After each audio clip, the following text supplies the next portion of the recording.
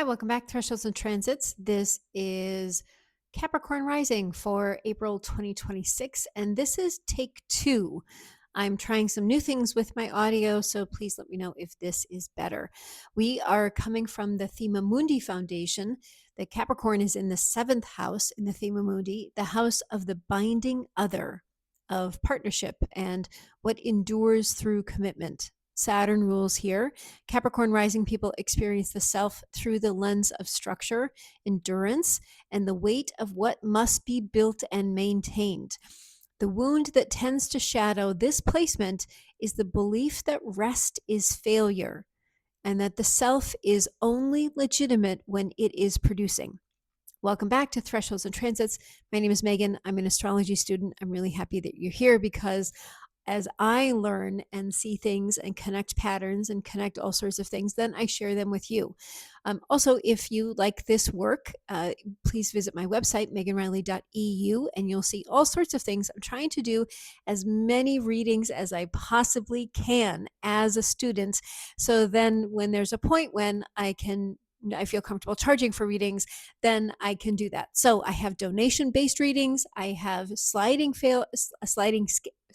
scale readings. I have intuitive readings, and then I also have a membership if that's something that you want to do. You want to stay in touch with me more often. Then we can talk every month. So just go to meganriley.eu for that information, or you can see in the description box below all of the links that you need. Okay, so this month, Capricorn Rising holds genuine expansion through partnership alongside the most significant excavation of your financial foundation that Pluto produced since it entered Aquarius in 2024. So both things are happening at the same time. That is why Capricorn rising is built to hold. But April is going to ask whether you're holding it alone by choice or by default. So let's start with Jupiter at 16 to 18 degrees in Cancer in your seventh house, the house of partnership, the binding other, the relationship or the relationship that you commit to. Jupiter is exalted in Cancer, operating at full strength. The greater benefic in the partnership house is one of the cleaner signatures for expansion and benefit through one-on-one relationship.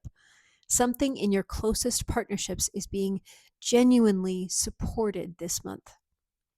And let's also name what Silvia Federici talks about, which is the labor question. For Capricorn rising people, the structure of partnership is often shaped by who's carrying the weight.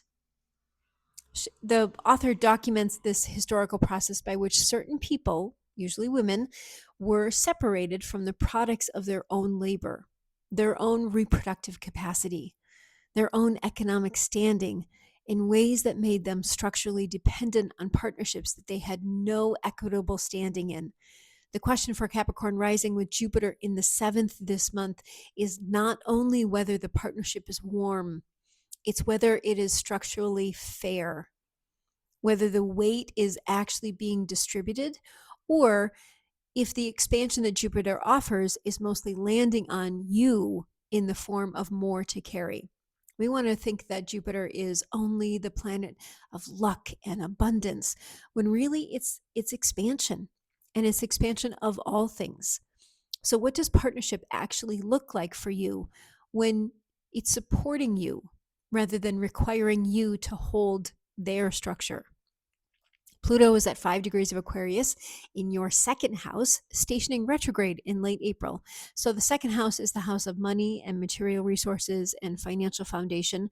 Pluto has been in your second house since 2024, dismantling the architecture of how you relate to money and material security. The retrograde station turns this inward. So the excavation is psychological this month, not just practical. What's your relationship with money actually rooted in? Is it scarcity that you inherited? Is it anxiety that was handed down through generations that isn't even yours? What about the belief that you have to earn the right to take up material space? Juno is in Aquarius, conjunct Pluto in your second house all month. The financial agreement in partnership is being transformed other Plutonic conditions. So the implicit contract around money and resources, Who earns it? Who manages it? Who gets to spend it? Who carries the cost of this shared life is being made visible and renegotiated. Then Saturn, your ruling planet, is in Aries between 6 and 9 degrees in your fourth house. Home, roots, private life, and the family of origin. Saturn in the fourth is the weight on your foundation, the structural demand on the private life. Neptune has been conjunct Saturn here, dissolving the structure of what home means for you. So, what in your private life was built under someone else's authority? What home structure did you build to meet someone else's requirements for what home was supposed to look like? Mars ingresses into Aries on April 10th, joining Saturn and Neptune in your fourth. The exact Mars-Saturn conjunction on the 19th lands in the house of home and roots. This could be harsh. It's not gentle, and especially for your private life. So you'll be making decisions about home and family and domestic structure, but make sure that you're making them from clarity and not urgency of the moment. Make sure that you're not reacting to something and that you can speak and act from a clear head and a clear heart. Chiron at 25 to 27 degrees.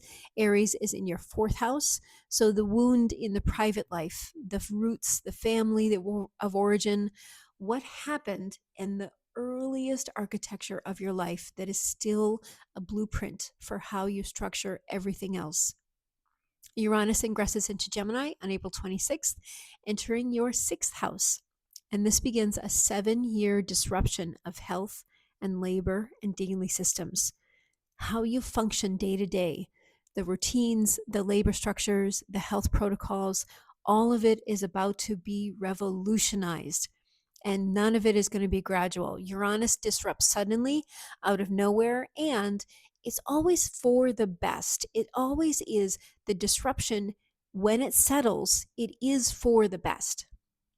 We have Black Moon Lilith at 11 to 15 degrees in Sagittarius in your 12th house all month. So the hidden house, the unconscious, the veil. Capricorn rising people often have a very private wildness that never gets named. And so the refusal, Black Moon Lilith, the sovereignty, the part that knows exactly what it wants and has been keeping that knowledge behind a door, maybe labeled not practical or later, that's Lilith in your 12th, and she's there and she is running things in the dark. It might not be that she comes forward this month, but she is not quiet. You can hear her behind the door. And then we go to the goddess asteroids. Vesta in Pisces is in your third house, and that's the sacred flame in communication and in language. So what are you keeping holy in how you speak? Sirius and Taurus in your fifth house is nourishment through creativity and pleasure. The body must be fed before it can create. And Capricorn rising people are often last in line to feed themselves before they feed everyone else. And the questions to hold for you this month. First, Jupiter is in your seventh house. So what does partnership look like when it really supports you rather than requiring you to hold their structure? What would it mean to receive expansion through another person instead of producing expansion for them? Second, Pluto is stationing in your second house. So what is money actually protecting for you? What scarcity story did you inherit that is now shaping your financial decisions? Third, Saturn, your ruler, is in your fourth house with Neptune and Mars. So what in your private life needs to be dissolved so something real can be built? What home structure was constructed under someone else's authority? Fourth, Chiron is in your fourth house. What wound from the earliest private life is still the blueprint for how you build? And fifth, finally, Black Moon Lilith is in your 12th house. What wildness have you hidden from yourself? What sovereign refusal lives in the part of you that no one sees, including you? That is your April horoscope, Capricorn rising. The accumulated cost of carrying alone has never been fully accounted for. Now, April is asking you to let someone share the weight with you, not because you can't handle it, but because the bill is overdue. See you next time.